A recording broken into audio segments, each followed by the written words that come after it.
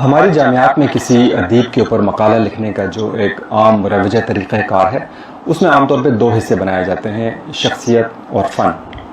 اختر عثمان پہ اگرچہ مقالہ جات اس طرح کے لکھے گئے ہیں، لیکن میرے خیال سے اگر صحیح معنوں میں کوئی ان کے اوپر لکھا جائے تو مقالہ نگار کو ان کی شخصیت اور فن کے درمیان تمیز کرنے میں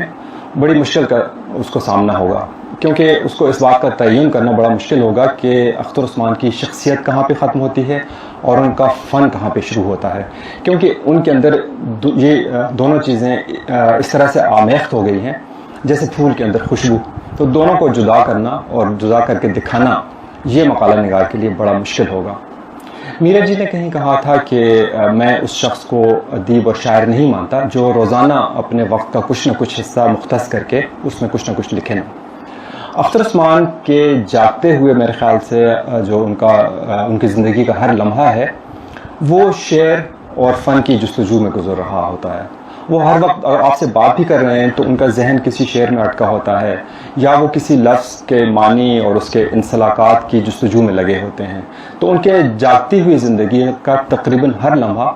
شعر کی فکر اور فن کی فکر میں گزرتا ہے۔ تو میرے جی کا جو فارمولہ تھا اس کے اوپر اختر عثمان جتنی خوبصورتی سے اس کے اوپر پورا اترتے ہیں وہ شاید ہی کوئی اور شخصیت ہو۔ اچھا، اختر عثمان کے بارے میں ایک بات اور عام طور پہ کہی جاتی ہے کہ وہ جامع الصفات شخصیت ہیں یا ہمہ جہت شخصیت ہیں۔ میرے خیال سے ان کی جو ہمہ جہتی ہے اس کی بھی مختلف جہات ہیں۔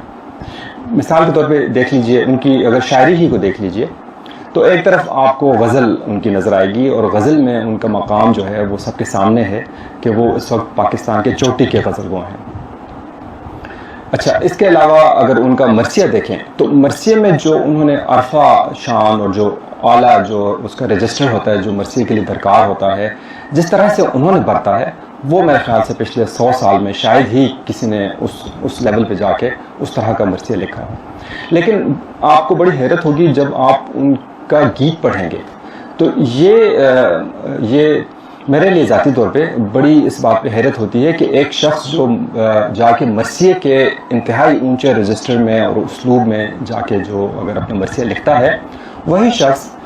گیت کا اتنا کومل اور اتنا شیتل ہندی آمیز جو لہجہ ہے اس کے اوپر کیسے اتنے آسانی سے قادر ہو جاتا ہے۔ تو وہ گیت بھی اسی سہولت سے اور اسی روانی سے لکھتے ہیں جیسے ان کا مرثیہ ہے۔ اس کے علاوہ اگر ان کی زباندانی کی بات کی جائے تو وہ اردو کے اوپر تو استادانہ ان کی مہارت ہے ہی، اس کے علاوہ وہ میرے خیال سے پاکستان میں فارسی کے چند گنے چنے شعراء میں سے ایک ہیں۔ میرے خیال سے ایک ہاتھ کی انگلیوں پہ آپ فارسی کے شاعر گن سکتے ہیں پاکستان میں، ان میں سے اختر عثمان ایک ہیں۔ اور اختر عثمان ایسے شاعر ہیں جن کی جو شاعری ہے وہ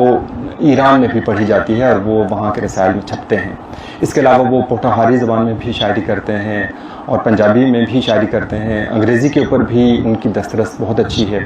یہ تو ان کی شاعری ہو گئی۔ اچھا، اس کے علاوہ اگر آپ دیکھیں تنقید کے میدان میں حال ہی میں انہوں نے اپنی کتاب مکمل کی ہے بے دل پہ،